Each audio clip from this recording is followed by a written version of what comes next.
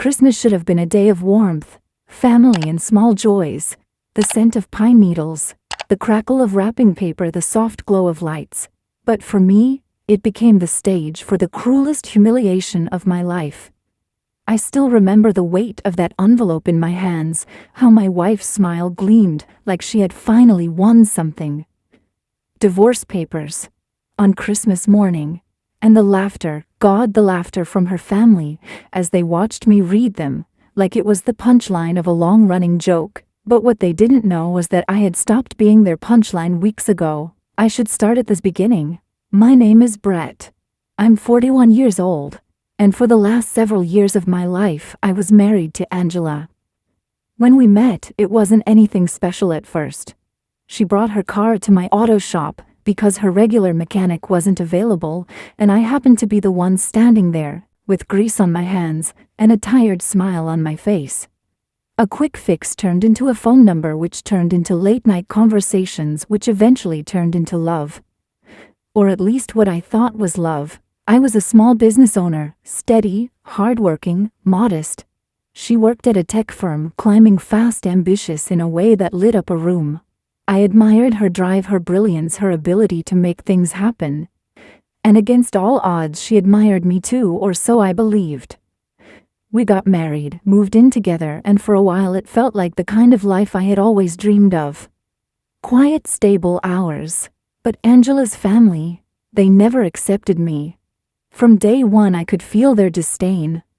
I was the guy who fixed cars, not the man they pictured for their daughter.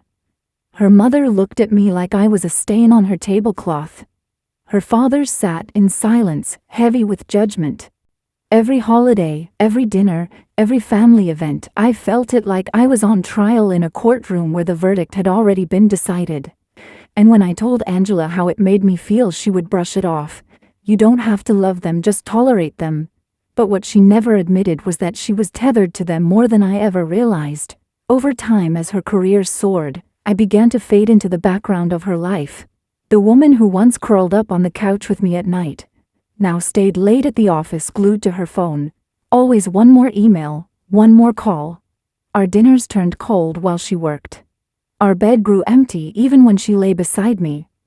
And though I tried to be patient, to remind myself that marriages had seasons, the truth clawed at me. I was becoming a stranger in my own home. We had once dreamed of children. When she thought she might be pregnant, I felt hope flicker in my chest like a candle flame.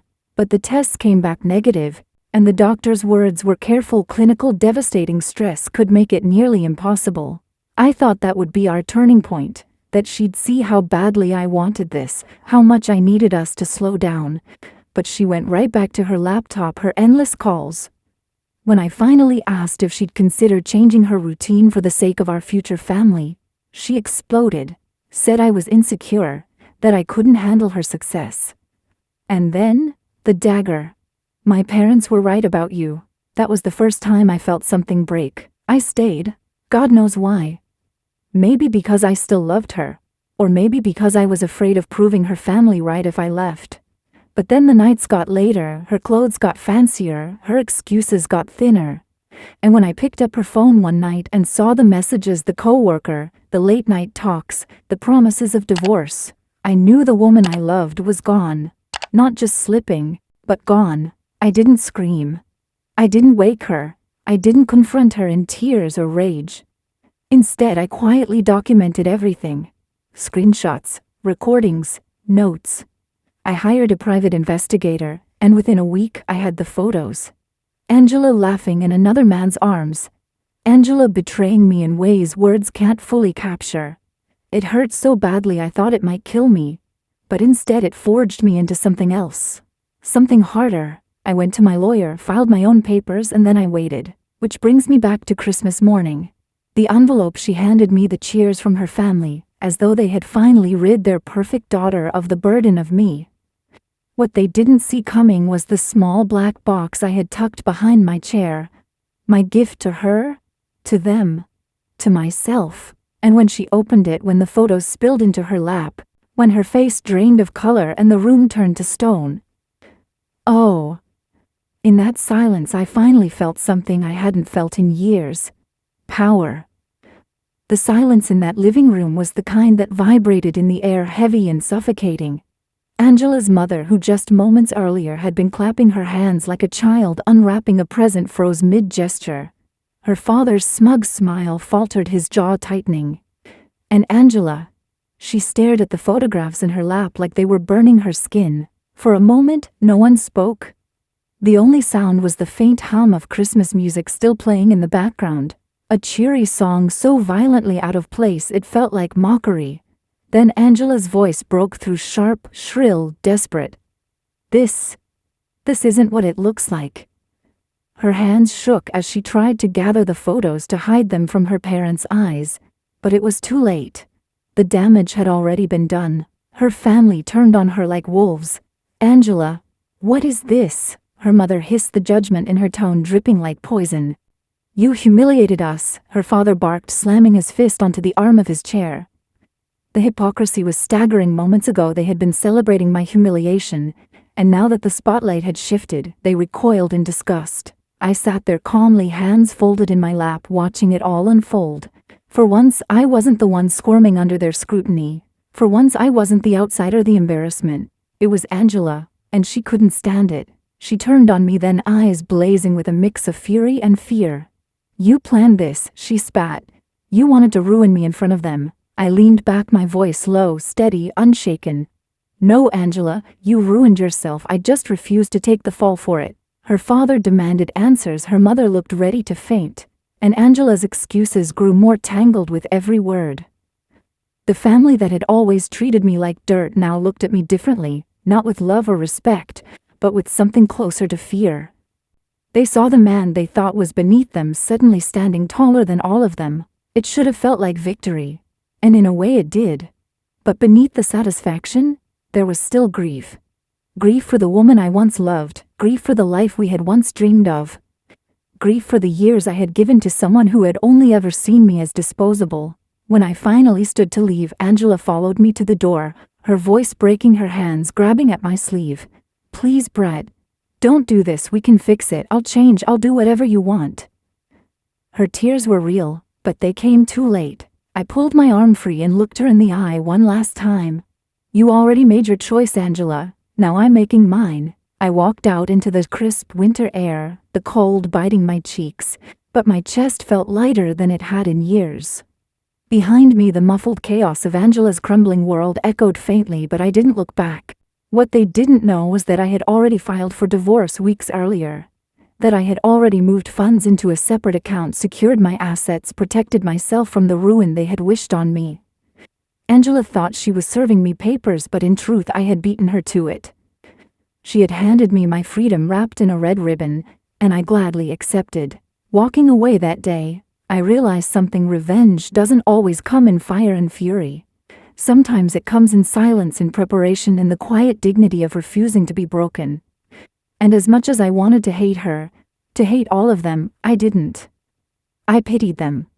Because they would spend years trying to scrub the stain of that Christmas morning from their memories, while I would spend those same years building a life free from their chains.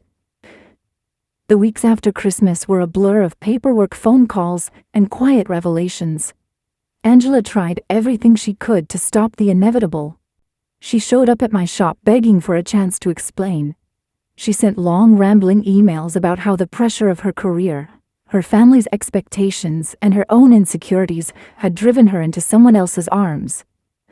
She even tried to paint herself as the victim, saying I had been too distant, too simple, that I hadn't understood her world. But I had already learned the cruelest truth. Sometimes love isn't enough, and sometimes the person you give your heart to will twist it into something unrecognizable. What Angela couldn't grasp was that I was done. Not angry, not bitter, just done. Her pleas fell on deaf ears because my soul had already closed the door. Her family didn't take it well. I heard whispers through mutual acquaintances that they blamed me for embarrassing them, that I had orchestrated the entire scene to shame them in front of one another. The irony of it all almost made me laugh. These were the same people who had cheered at my supposed downfall, who had treated me like less than nothing for years. And now they couldn't bear the taste of their own medicine. One evening Angela's father stormed into my shop. His face was red with rage, his voice booming across the garage. "You ruined my daughter's life," he barked, slamming his hand against the counter. I looked him straight in the eye and said quietly, "No. She ruined her own life. I just refused to let her ruin mine too." He left sputtering, unable to muster a reply. That was the last time I saw him. Meanwhile, Angela's carefully curated image began to unravel. Word got out at her workplace, subtle at first, whispers in the break room, sideways glances during meetings. Eventually, the affair she thought she had hidden so cleverly became an open secret. She was passed over for a promotion, her reputation crumbling piece by piece. The man she had risked everything for? He disappeared the moment the spotlight turned ugly. And me? I found a strange, bittersweet peace. The shop kept me grounded. My friends rallied around me. For the first time in years, I wasn't walking on eggshells in my own home. I wasn't shrinking under the weight of judgmental stares at holiday dinners. I wasn't begging for scraps of affection from a woman who had already given her heart to someone else. But the nights were the hardest. Alone in that small apartment I had rented, I would sometimes catch myself staring at the ceiling, replaying all the little moments. Her laughter when we first met.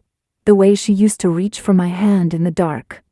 The quiet mornings when it felt like we were building something real. And then the avalanche of betrayal would crush me all over again, and I'd have to remind myself that woman, that love, no longer existed. One night, after weeks of silence, I got a text from Angela. Just 4 words: "I miss you. Please." I stared at it for a long time. For a brief, fleeting second, I almost wanted to believe her. Almost wanted to imagine that maybe we could rewind time, undo the damage, start over. But then I thought of Christmas morning.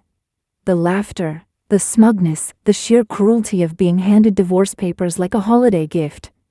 And I remembered the photographs, the undeniable truth of her betrayal. So I didn't reply. I deleted the message, set my phone down, and let the silence speak for me. Because some wounds aren't meant to be healed. Some scars aren't meant to fade. And some endings aren't tragedies, they're liberation in disguise. Months passed, and with each one the grip of that Christmas morning loosened. The bitterness didn't vanish overnight, but it softened like a storm rolling further out to sea. I stopped waking in the middle of the night with her voice in my ears. I stopped looking for her face in the crowd. Slowly I learned to live without her. Angela, on the other hand, didn't fare so well. Word spread that she had been transferred out of her department at work. Some said it was because of office politics. Others whispered it was because of her reputation. Either way, the woman who once strutted through life like she owned every room now seemed smaller, diminished. Her family avoided me completely. No more smug looks at gatherings, no more veiled comments about how I wasn't enough. They disappeared into their world of silence, embarrassed by their own downfall. And honestly, that suited me just fine. I poured my energy into the shop, expanded it, hired 2 apprentices. For the first time in years, I felt proud, not just of surviving, but of building something solid, something that was mine, and mine alone. Customers came back not just for the work, but for the man behind the counter, the one who never gave up, even when his heart was shattered. Every so often Angela would try again, a voicemail here, a letter there, each one dripping with regret, with promises of change. But by then her words were like echoes in an empty room, sound without substance. I had moved on.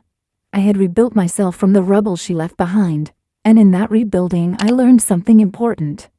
Betrayal isn't the end of your story. It's the beginning of a new one. Pain can carve you open, but it can also clear space for something stronger, something truer. Christmas used to be my least favorite day. But last year I sat in my little apartment, tree lights twinkling, a cup of coffee warming my hands, and I realized I wasn't angry anymore. I wasn't broken anymore. I was free. So if you're listening to this, and you've been betrayed, belittled, or left behind, hear me. You are stronger than the silence they leave you in. Stronger than the lies they tell. Stronger than the family that laughs when you're on your knees. You have the power to rise, to walk away, to build again. And sometimes the sweetest revenge isn't in making them pay. It's in living so well that they're forced to choke on the life they lost when they lost you. If my story touched you, please like, share, and subscribe. And leave a comment. I'd love to hear your own story of survival, of betrayal, of healing. Because together we remind each other that even in the darkest moments we are never truly alone.